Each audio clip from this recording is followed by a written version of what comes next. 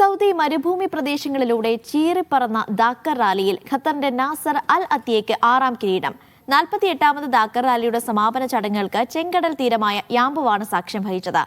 Bike വിഭാഗത്തിൽ വെറും 2 സെക്കൻഡിന്റെ വ്യത്യാസത്തിൽ ലൂസിയാനോ ബെനവിഡസ് ചാമ്പ്യനായി.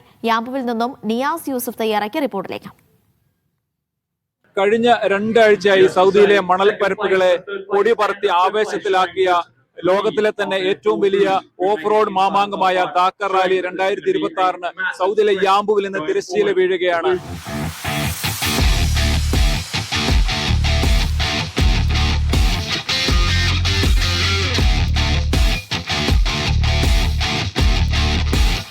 മരുഭൂമിയിലെ കഠിനമായ പാതകളിലൂടെ 7994 കിലോമീറ്റർ താണ്ടി എത്തിയ സാഹസികർ.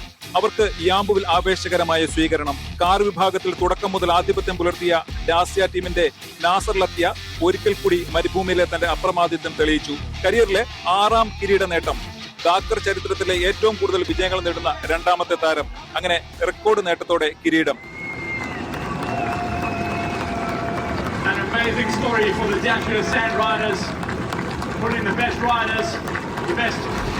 കോഡ് ടീമിന്റെ നാനി റോമയിൽ നിന്നും മത്യാസ് എക്സ്ട്രോമിൽ നിന്നും കടുത്ത വെല്ലുവിളിയായിരുന്നു. എങ്കിലും 12ാം ഘട്ടത്തിൽ നിർണായക പ്രകടനം അത്യയുടെ വിജയം ഉറപ്പിച്ചു.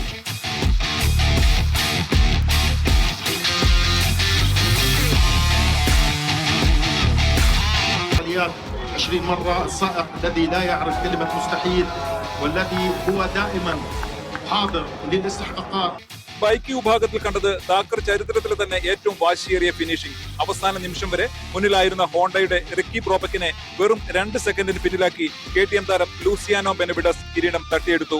ദാക്കർ റാലി ക്ഷണിതാക്കളായി കേരളത്തിൽ നിന്നും റേസിംഗ് വിദഗ്ധർ എത്തിയിരുന്നു. ഒരു അൾട്ടിമേറ്റ് ആയിട്ടുള്ള അഡ്രിനാലി റഷ് ആണ് ഈ ഒരു ഡാക്കാറിന് വരുമ്പോൾ കിട്ടും. നിങ്ങൾക്ക് തന്നെ കാണാം വ്യത്യസ്തമായിട്ടുള്ള ഓരോ മെഷീനുകൾ.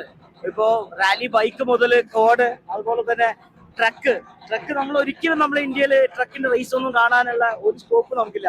ഇവിടെ വരുന്ന സമയത്ത് വ്യത്യസ്തമായിട്ടുള്ള ട്രക്കുകളും ആ ട്രക്കിന്റെ അകത്തുള്ള സജ്ജീകരണങ്ങൾ, ഇതിന് കംപ്ലീറ്റ് റോഡ് ബുക്കും സെറ്റപ്പും കംപ്ലീറ്റ് സെറ്റപ്പ് എന്ന് പറയുന്നത് നെക്സ്റ്റ് ലെവലാണ്. ഹീറോ മോട്ടോർ സ്പോർട്ടിനായി മത്സരിച്ച റോസ് ബ്രാഞ്ച് 8ാം സ്ഥാനത്തെത്തി മികച്ച പ്രകടനം കാഴ്ചവെച്ചു.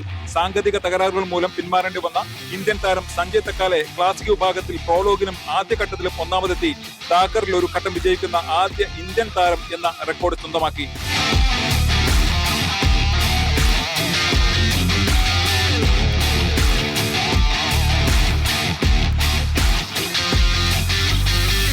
മനുഷ്യനും വാഹനവും ഒരുപോലെ പരീക്ഷിക്കപ്പെട്ട ഈ പോരാട്ടം താൽക്കാലികമായി ഇന്നിവിടെ അവസാനിക്കുകയാണ്. അടുത്ത വർഷം പുതിയ റെക്കോർഡുകളുമായി വീണ്ടും തിരിച്ചെത്തുമുള്ള പ്രതീക്ഷയിലാണ് ദാക്കർ പോരാളികൾ. യാംബുവിൽ നിന്നും ക്യാമറ പേഴ്സൺ രാജുവിനൊപ്പം നിയാസ് യൂസഫ്, മീഡിയ 1.